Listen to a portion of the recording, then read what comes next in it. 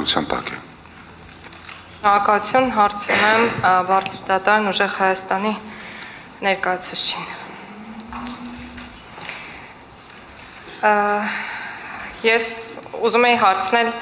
ձեր քաղաքական ուժի վերաբերմունքն ինչպիսին է կոռուպցիայի եւ ընտրակաշառք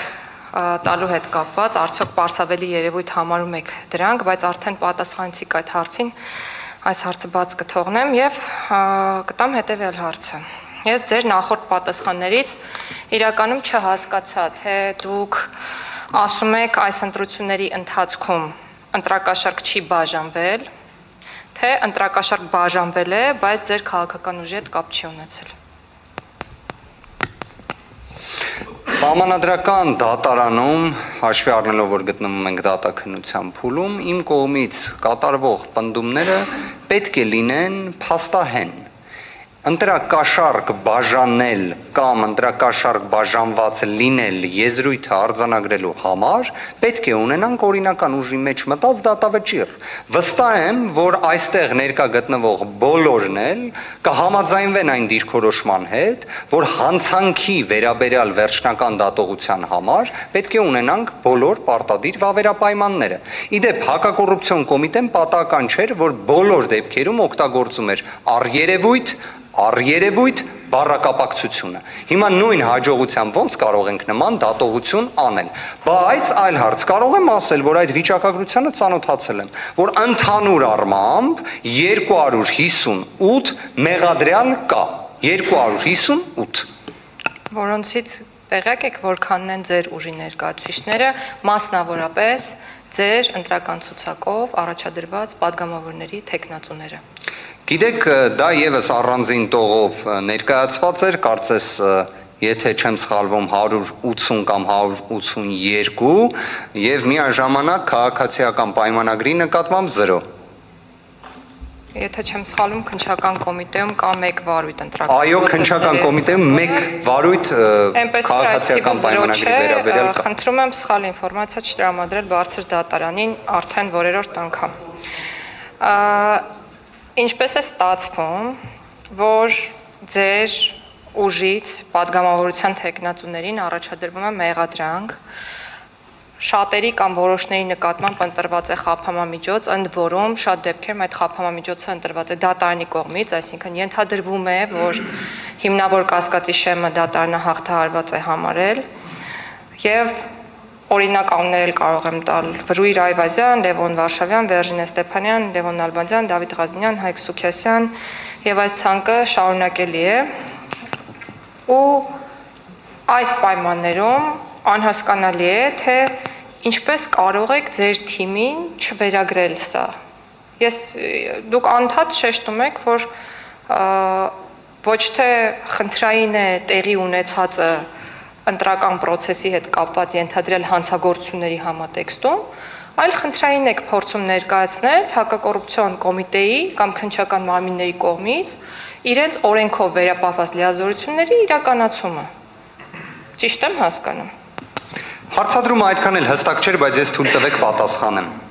Կարող եք նաև այդ ցանկում, որ ներկայացնում եք, վկայակոչել Գոհար Ղումաշյանի դեպքը, որի վերաբերյալ եւս կար դատարանի որոշում, որովհետեւ ներկայացվել էր տնային կալանքը որպես խափամամ միջոց ընտրելու միջնորդություն, հետագայում ոնց տեսակ օրինակ 1 դրվագով այն ընդհանրապես քրեական հետապնդումը դադարեցվել է։ Հիմա արդյոք այդ ձեր թվարկած մեր այլ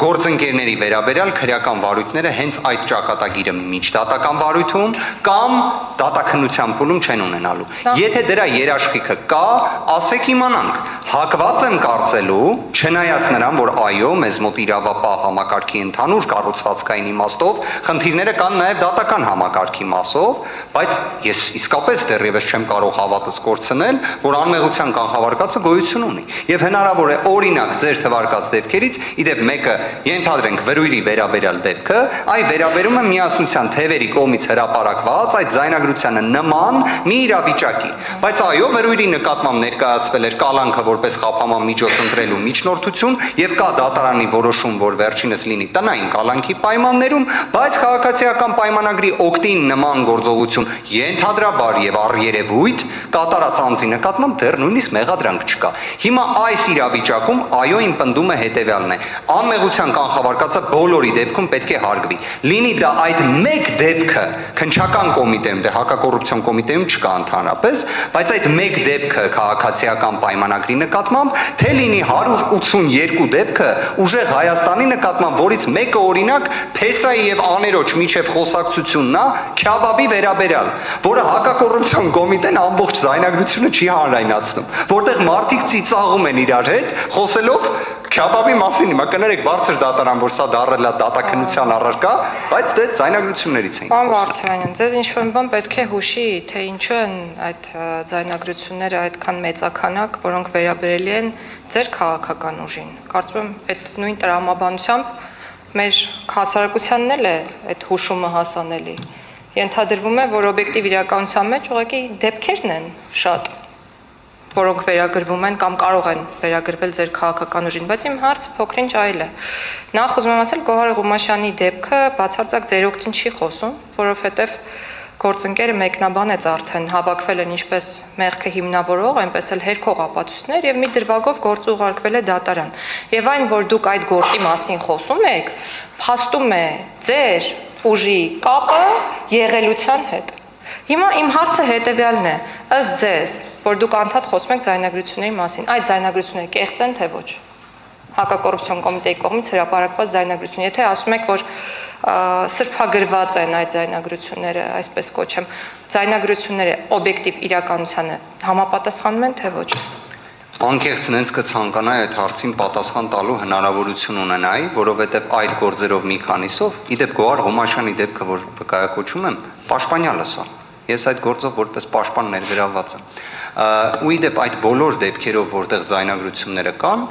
վստահ եմ բարձր դատարանը կկիսի իմ այն դիրքորոշումը, որ ձայնագրությունների վերաբերյալ փորձաքննություն պետք է արվի։ Դրանով պարզելու համար դրա եղելությունը։ Հիմա օրինակ դուք ձայնագրություններն եք չէ վկայակոչում, բա Ղազենյան Դավիթի դեպքը դրա համար եմ նաև վկայակոչում։ Այնտեղ Ղազենյան Դավիթի մի հատ ձայնագրություն չկա։ Ղազենյան Դավիթը ոչ միտեղ չկա։ Ես իդեպ սա իսկապես շատ կարևորում եմ այս հարցադրումը։ Պատկերացրեք 2026 թվականի ապրիլ ամսից նշված դեպքով օպերատիվ հետախուզական միջոցառումներ են իրականացվում։ Բայց Ղազենյան Դավիթը ոչ մի տվյալով չկա։ Այսինքն բոլորը կան, նշված մեր հարգարժան կանանց, տղամարդկանց խոսակցությունները կա, բայց Ղազենյան Դավիթի խոսակցություն չկա, բայց Ղազենյան Դավիթը կալանավորված է։ Հիմա այս ամեն ինչի համակցությունը ձեր մոտ, ես էլ կարամ ռետորական հարց տամ, ձեր մոտ ինչ որ տպավորություն չի առաջացնում, որ ստեղ մի բան ոնց որ ինչ։ Պարոն Վարդանյան, ես չեմ պատասխան ձեր հարցին, որովհետև ռետորական էր հարցը։ Բայց ամեն դեպքում հարցը հետևյալն է, ավելի կոնկրետ փորձեմ ձևակերպել։ Դուք անընդհատ նախորդիվ ձեր խոսքում նշեցիք մասին եւ տպավորությունը առնվազն այն էր, որ այդ ձայնագրությունները կամ չեն համապատասխանում իրականությանը, կամ եթե համապատասխանում են, ձեզ վերաբերելի չեն։ Միևնույն ժամանակ դուք ներողություն եմ խնդրում, ասում եք, որ քննչական մարմինները աշխատել են ձեզ թիրախավորելով։ Հիմա հարց. Եթե պրոցեսը չի եղել օրենքի հիման վրա եւ քննչական մարմինները չեն կատարել օրենքով իրենց վերապահված լիազորությունը եւ ուղղակի թիրախավորել են ձեզ, օրինակ կատարել են քաղաքական պատվեր, քանի հաղորդում եք ներկայացրել ակնհայտ անմեղ անձին քրեական պատասխանատվության ենթարկելու համար, քանի հաղորդում եք ներկայացրել ակնհայտ անարդար դատական ակտ կայացնելու վերաբերյալ, որովհետև այս ամենում կան նաև դատարանները, որոնք հիմնավոր կասկածի շեմը հաղթահարած համարելով շատերի, այդ թվում ձեր քաղաքական ուժի ներկայացուցիչների նկատմամբ կիրառել են խափանման միջոցներ։ Հետաքրքիր հարց եք տալիս, առնվազն իմ մասնագիտական մոտեցումը միշտ եղել է երաստիճան դատական համակարգի սպառումը, որից հետո նոր ակնհայտ անարդար դատական ակտի հատկանիշներով հաղորդում ներկայացնելը։ Եթե դուք բոլոր դեպքերում գտնում եք այլ մոտեցում, դա կարող եմ քննարկել, բայց չեմ կարծում, որ դա կոնկրետ դատաքննությանը վերաբերող դեպքի հետ առնչություն ունի։ Ձայնագրությունների հետ կապված կարող եմ ասել նաև, որ դրանց մոնտաժված լինելու հանգամանքը հաստատվել է նաև հակակոռուպցիոն կոմիտեի նախագահի կողմից, քանի որ դրանք բոլորը որոշակի, այսպես ասած, առանձնացված հատվածներ են։ Եվ երբ գործընկերներիցս մեկը հարցը տալիս էր, թե ոնց է ի վերջո մամլո ծառայությունը նշվածը հանրայնացնում, նաև այդ կոնտեքստում էր ներկայացվում, որ ի վերջո ոնց է որոշվում, որ օրինակ պետք է ձայնագրության այն հատվածը, որտեղ հիշատակվում է Դավիթ Ղազենյանի անունը, այն էլ Ղազենյան Դավո, որ օրինակ այդ հատվածը պետք է լինի հանրային։ Օրինակ ինչի համար էր դա դրվել։ Հիմա այդ իմաստով այո մենք խնդիր տեսնում ենք, բայց մի բան էլ եմ ուզում շատ ուղիղ ասել։ Մենք խնդիրը հատկապես տեսնում ենք ինչ կոնտեքստում, որ դրանով անմեղության կանխավարկածի հետ է բախումը լինում, այսինքն դրա այդ աստիճան հանրայնացումը, բայց ինքնին քրեական վարույթ հարուցելը քավլիցի։ Թող հարուցեն իհարկե։ Հիմա պատկերացրեք մեր դիմումում մենք ոչ թե հիշատակում ենք, որ ինչի համար են ընդհանրապես քրեական վարույթներ հարուցվում։ Ոչ, թող հարուցեն։ Խնդիրը ուրիշ բանում է։ Ինչի համար է միշտ պարտադիր ամենախիստ խափանման միջոցի հարցը բարձրացվում։ Ինչի համար անմեղության կանխավարկած անտեսվում։ Սա է մեր դիրքորոշումը։ Ուրիշ տեղափոխվեցինք, համեցեք։ Դրա մասին հարց չի հնչել, հաջորդ հարցը, որ կտամ, տալիս եմ նաև միասնության թևերին եւ դեռ միասնության թևերին, հետո թե անհրաժեշտ կլինի կկրկնեմ։ Չէ,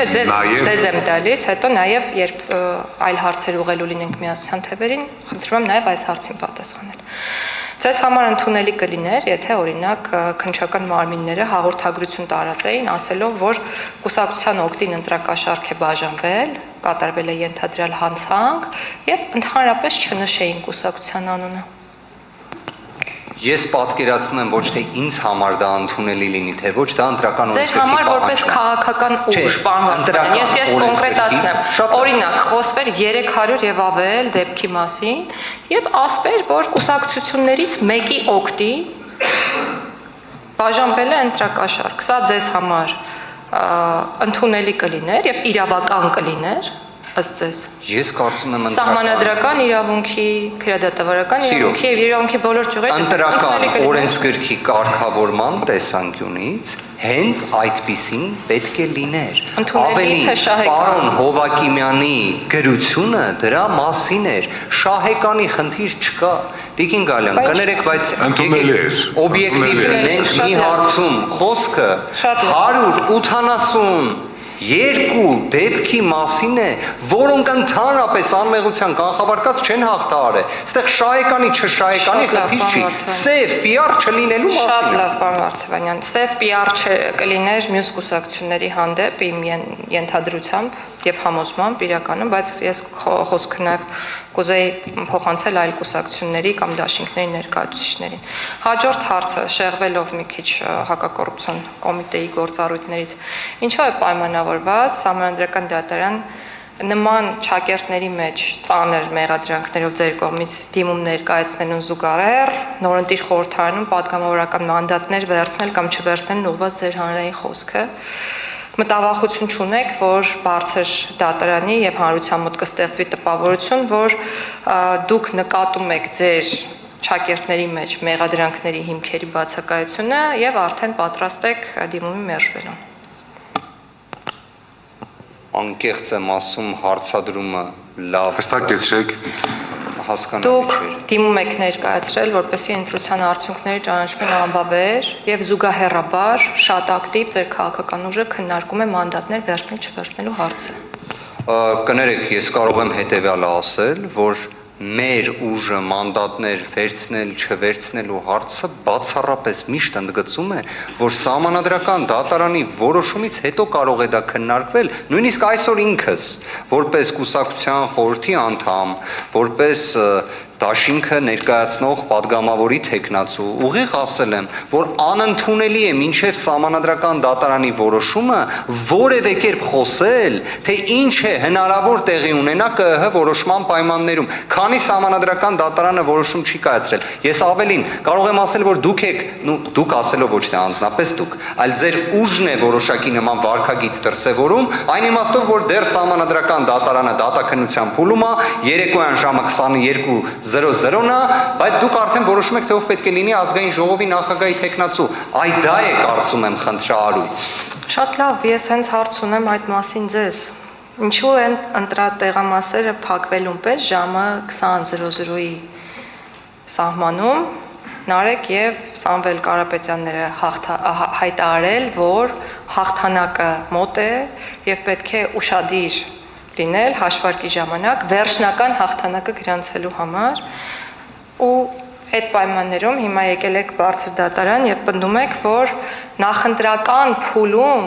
ընտրությունների վրա այնպիսի մեծ ազդեցություն է նկատվել ձեր կողմից,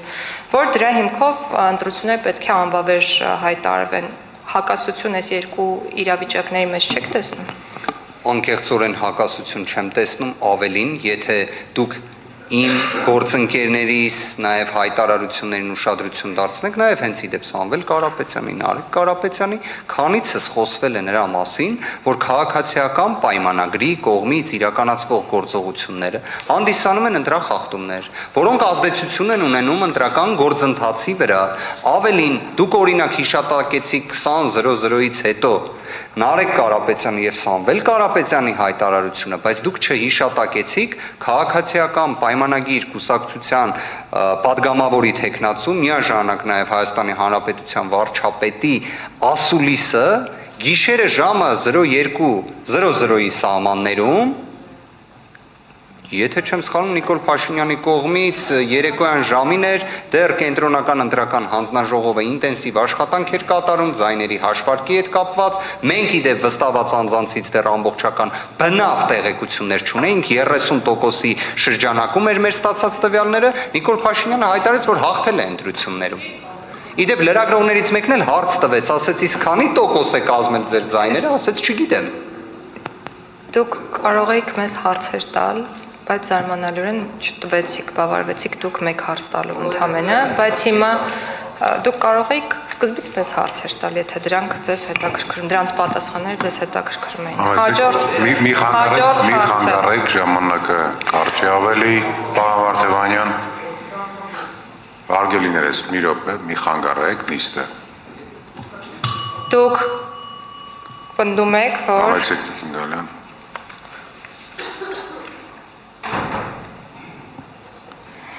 Դուք պնդում եք, որ հակակոռուպցիոն կոմիտեի գործողությունները ձեզ թիրախավորել են,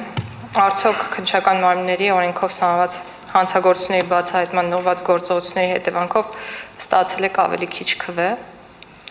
քան ակնկալվում էր, որ կստանայիք, եթե հակակոռուպցիոն կոմիտեի կամ քննչական այլ մարմնի կողմից ընտրակաշառքի բացահայտման գործընթացը ավելի դանդաղ լիներ։ Օրինակ, եթե այո, ապա ինչպես եք չափում կորցրած քվեների քանակը։ Շնորհակալ եմ, գտնում եմ, որ հակակոռուպցիոն կոմիտեի գործողությունները թող լինեին շատ ակտիվ, թող լինեին պրոակտիվ, թող լինեին նույնիսկ ընտրական այս գործընթացի ժամանակահատվածի համար համալրված ավելի մեծ խմբով քննիչներով։ Պարզապես թող անմեղության կանխավարկածը հարգեին, պարզապես թող ուժեղ Հայաստան բառակապակցությունը, ուժեղ Հայաստան կուսակցությունների դաշինք բառակապակցությունը զերծ մնային օգտագործելուց։ Իդեպ, ինչպես գրել էր կենտրոնական ընտրական հանձնաժողովի նախագահը իր գրության մեջ, եթե այդ քանը պահպանվեր, զուգահեռաբար թող 10,000 քրեական վարույթ հարուցեին։ Եթե տենց լիներ, հարուցել են 125-ը, մեղադրյալը 258-ն է, Քավլիցի թող լիներ ավելի ակտիվ գործողությունները, որևէ խնդիր այդտեղ չեմ տեսնում։ Մեկ էլ թող ռեպրեսիվ գործողություններով չանեին, թող օրինակ լռության պահպանման օրը մարդկանց չձերբակալեին։ Օրինակ,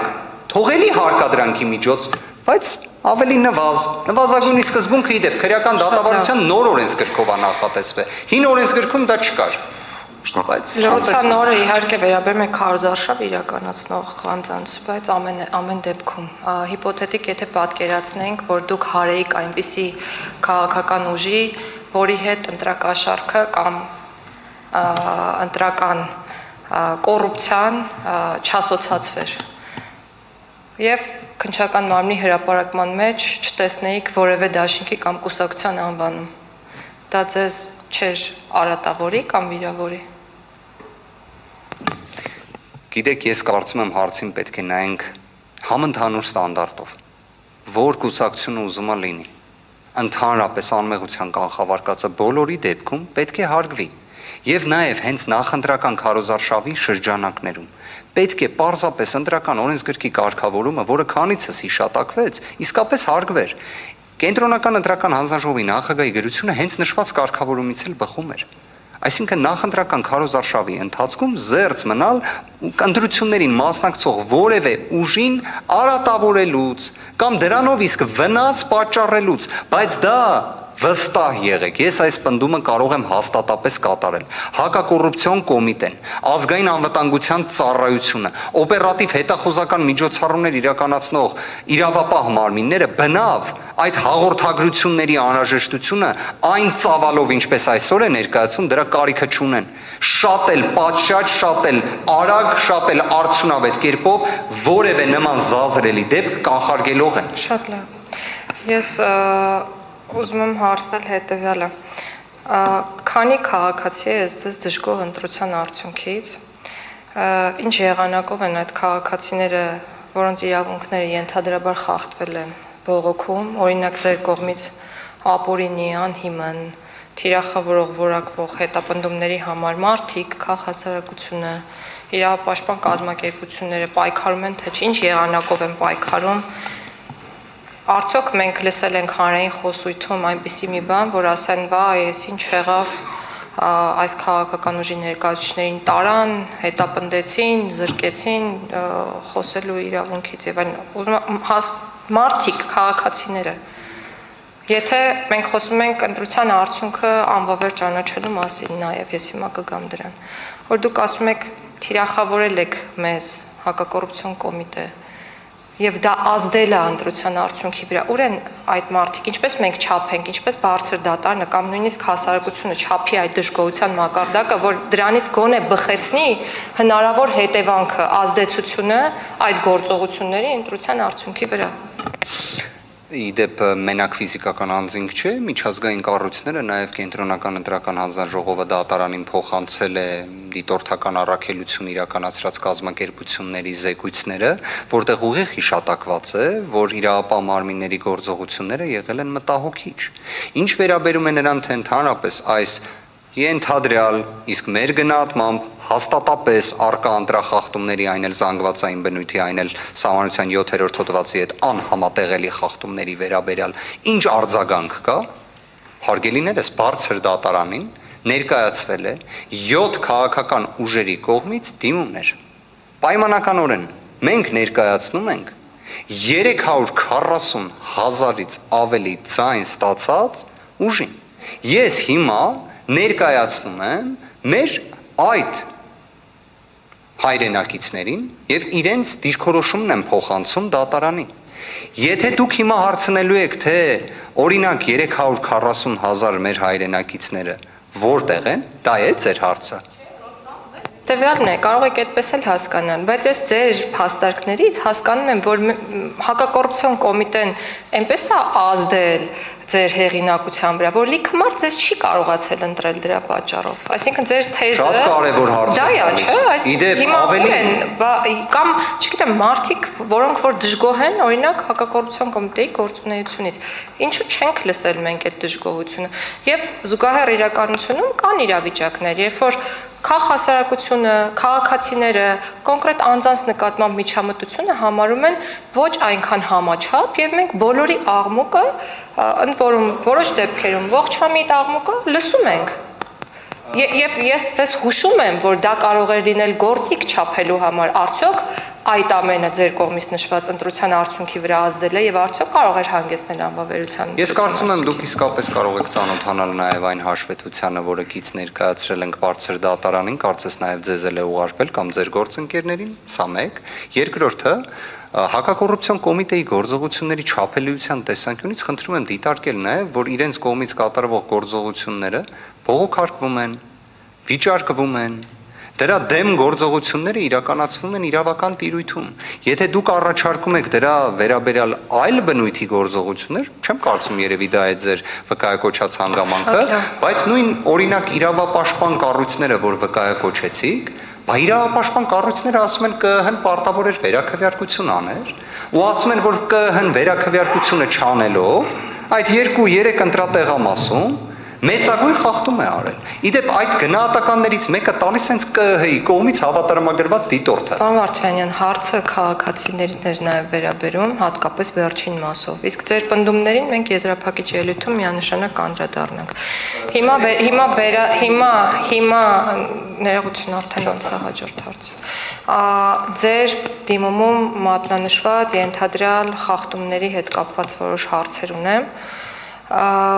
Ձեր գնահատմամբ, ձեր կողմից նշված խախտումները, որոնք վերաբերում են օրինակ վարչական ռեսուրսի չարաշահման, ատելության խոսքին եւ այլն,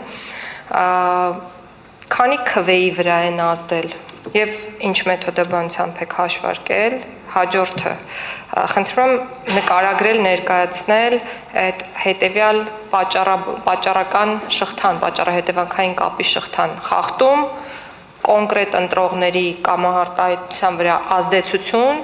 քվեների փոփոխություն, ընտրությունների վերջնական արդյունքի փոփոխություն։